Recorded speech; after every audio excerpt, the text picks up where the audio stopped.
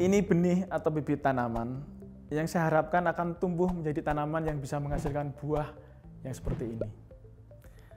Saya taburkan, saya tanam di tanah yang gersang.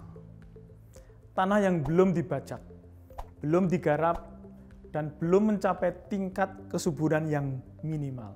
Meskipun kemudian saya siram dengan air dan saya beri pupuk secukupnya, apa yang kemungkinan terjadi dengan benih ini?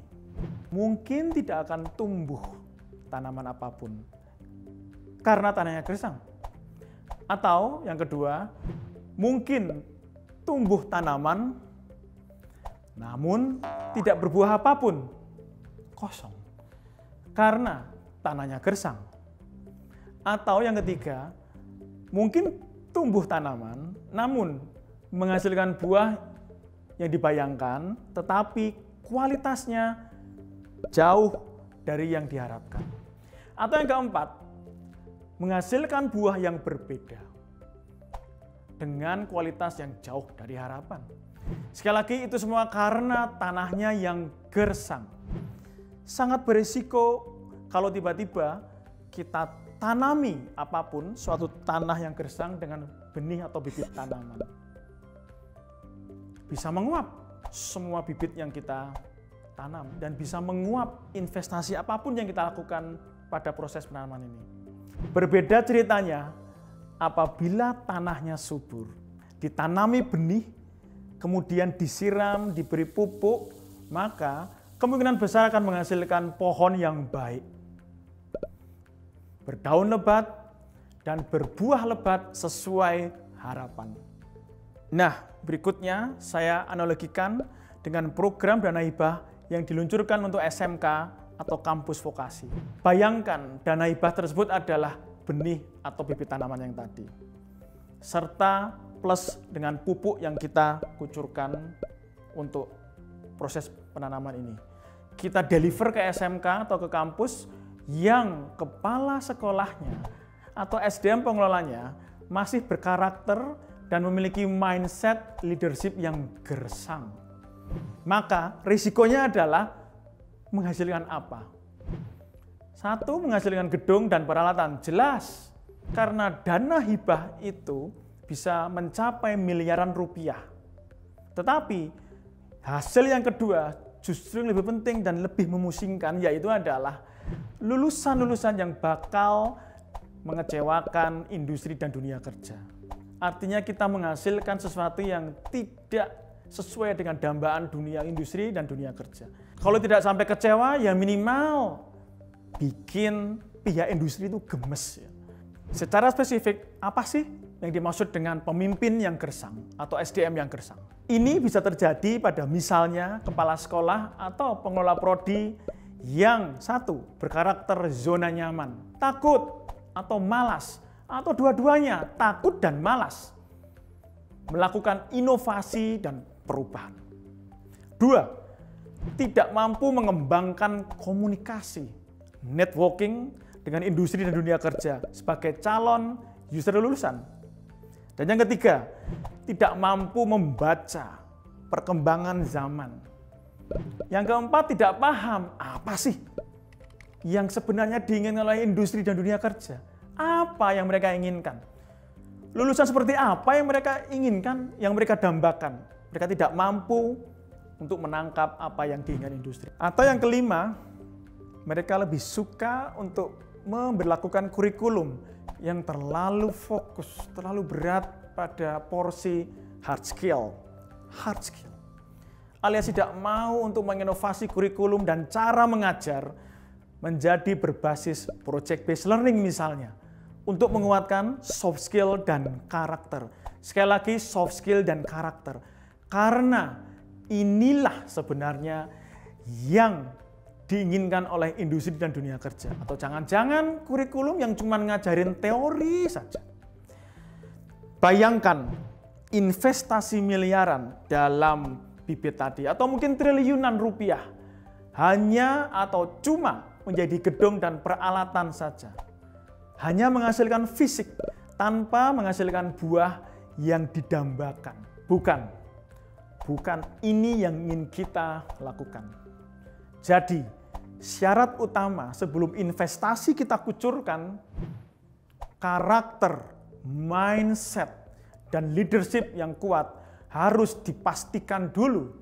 Jangan sampai dana yang kita investasikan jatuh ke tangan pemimpin gersang. Pastikan investasi harus jatuh atau terdeliver ke pemimpin subur. Mari kita bayangkan, bahkan kalau pada dasarnya pemimpinnya sudah kreatif, leadership-nya kuat, tanpa investasi apapun, otomatis mereka akan selalu melahirkan inovasi dan terobosan untuk menghasilkan lulusan yang benar-benar kompeten dan sesuai dengan keinginan dunia kerja dan industri. Itulah karakter pemimpin subur dan SDM subur. Pemimpin gersang selalu berpikir bring industry to school. Diartikan ujuk-ujuk harus membangun infrastruktur sekolah, membeli peralatan pembelajaran yang sama plek persis yang ada di industri. Itu yang dipikirkan oleh pemimpin gersang, bring industry to school, yaitu copy paste. Kondisi fisik industri harus ada di sekolah. Sementara itu, pemimpin subur mengartikan bring industry to school harus diawali dengan membawa dan menciptakan karakter dan mindset profesional industri ke dalam SDM dan kurikulum di sekolah, serta merombak dan merenovasi dan mengimprove metode pembelajaran di sekolah. Sebenarnya, kalau kita tanya ke industri, lulusan seperti apa sih?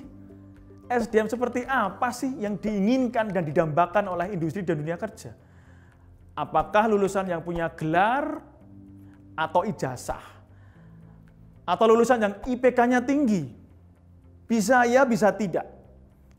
Faktanya, dari berbagai sumber, berbagai analisa dan kajian, serta pengalaman nyata faktual di lapangan, inilah daftar kompetensi dan skills yang sebenarnya diinginkan oleh dunia kerja dan dunia industri.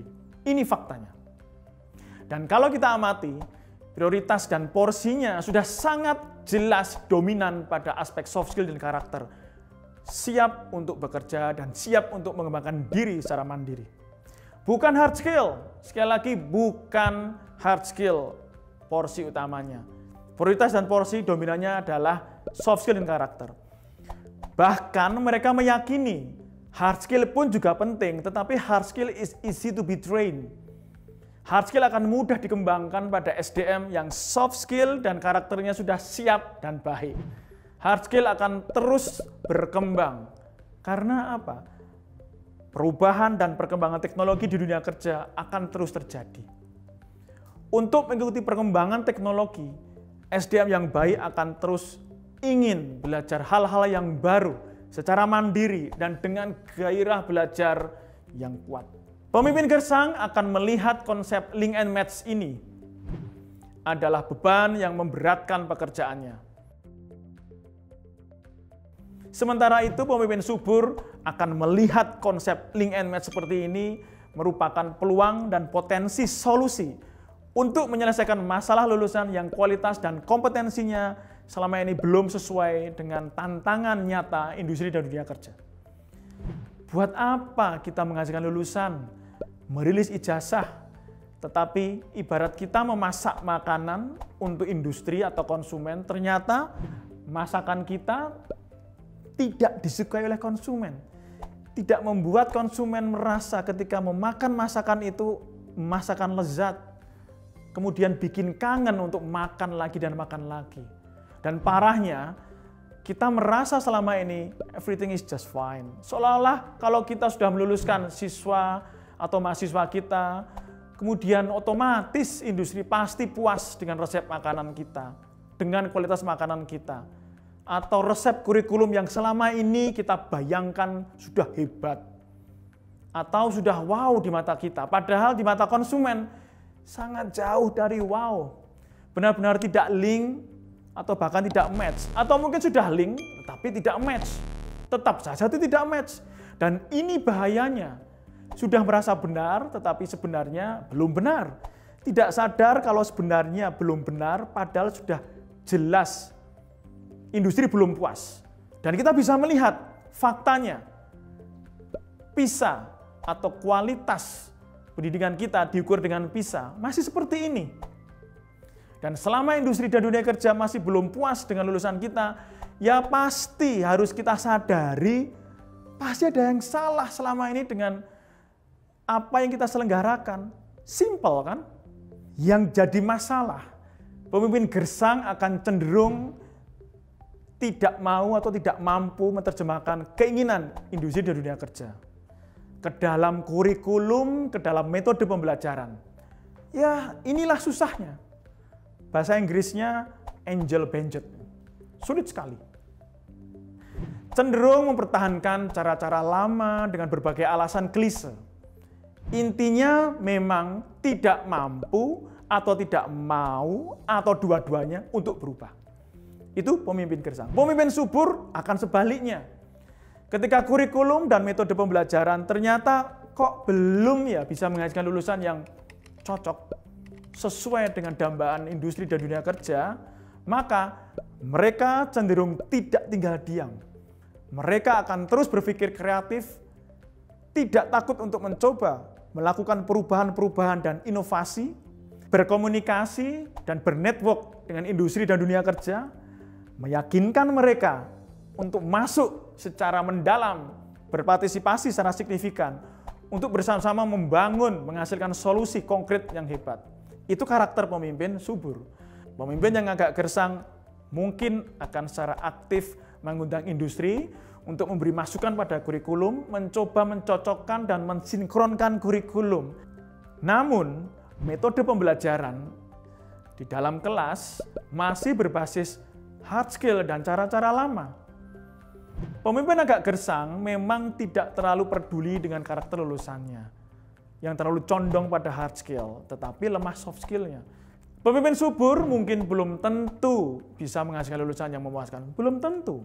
Tetapi paling tidak sudah menyadari bahwa aspek soft skill adalah aspek yang super penting dan akan terus mencoba menginovasi kurikulum dan metode pembelajarannya. Misalnya, mempraktekkan pola pembelajaran project based learning atau PBL yang akan membuat anak didiknya belajar dalam berbagai mata pelajaran atau mata kuliah, tetapi sambil praktek menyelesaikan proyek real dari industri.